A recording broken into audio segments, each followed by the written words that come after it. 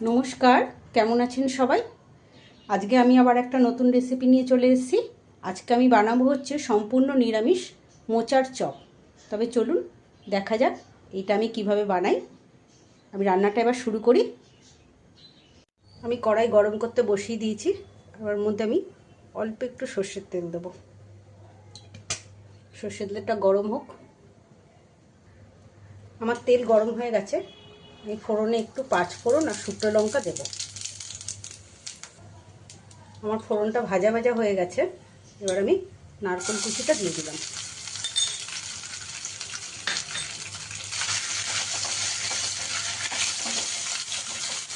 নারকেলটা একটু ভেজে নেব। নারকেলটা ভাজা ভাজা হয়ে গেছে। এবার আমি একটু কাজু বাদাম আর চিনে বাদাম দিয়ে দিলাম।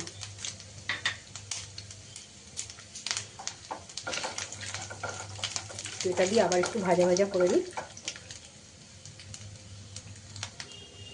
এবার আমি আদা আর কাঁচা লঙ্কা বাটা 1 চামচ দিলাম। 1 চামচ আর একটু। এবার একটু নেড়ে নিই, আদার কাঁচা গন্ধটা যাতে চলে যায়। এবার আমি অল্প একটু নুন দিয়ে দিলাম।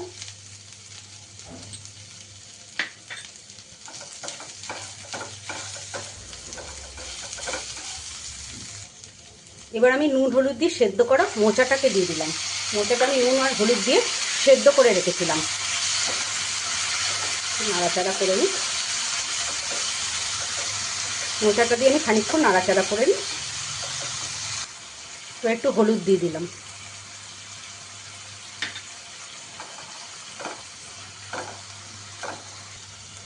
মোচাটা আমি ভালো করে ভাজা ভাজা একটু করে নিলাম। এবার একটা আলু সেদ্ধ, একটা গোটা আলুকে সেদ্ধ করে খুব আমি ম্যাশ করিনি, খুব ফাইনলি ভাবে এটাকে আমি কেটে নিয়েছি। একদম ঝিরিঝিরি করে কেটে নিয়েছি সেদ্ধ করার পর। আমি ম্যাশ করিনি কিন্তু।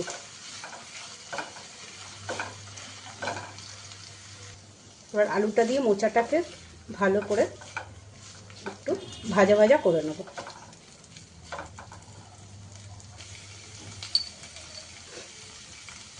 এক চামচি আর একটু চিনিটা দিয়ে দিলাম আমি।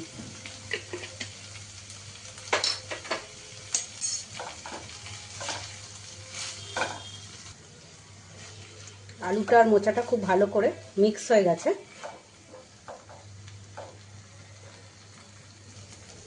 এবার আমি একটা ভাজা মশলা দেবো। এর মধ্যে এলাচ, দারচিনি, লবঙ্গ, জিরে, ধনে, মৌরি আমি একসাথে সব 1 চামচি করে জিরে, 1 চামচি ধনে, 1 চামচি মৌরি আর 5-6টা এলাচ, দারচিনি, লবঙ্গ দিয়ে আমি একটা মশলা বানিয়ে রেখেছি। আমার পুরোটা লাগবে না,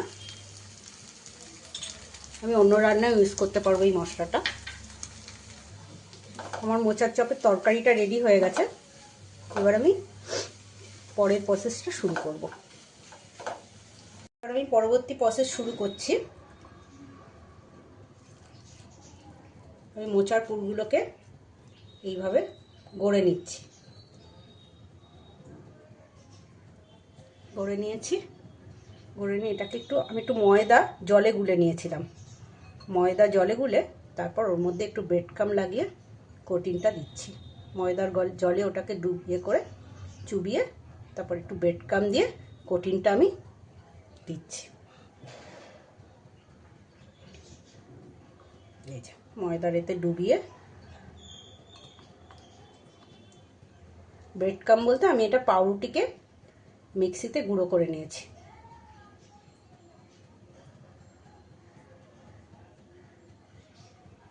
আমি এবার সবগুলো আস্তে আস্তে বানিয়ে নিই। আমার তাহলে মোচার চপগুলো গড়া হয়ে গেছে। এবার আমি এগুলোকে ভেজে নেব। চলুন এবার আমি মোচার চপগুলো ভেজে নেব। কড়াইটা গরম করতে বসিয়ে দিয়েছি, তেলও দিয়ে দিলাম। তেলটা গরম হোক। আমার তেল গরম হয়ে গেছে। এবার আমি আস্তে আস্তে চপগুলো ছেড়ে দেবো।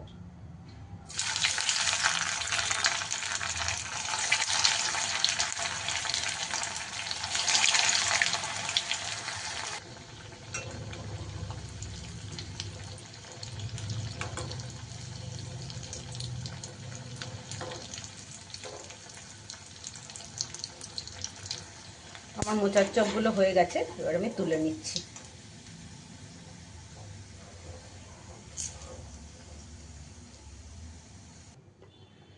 আমার গরম গরম মোচার চপ রেডি।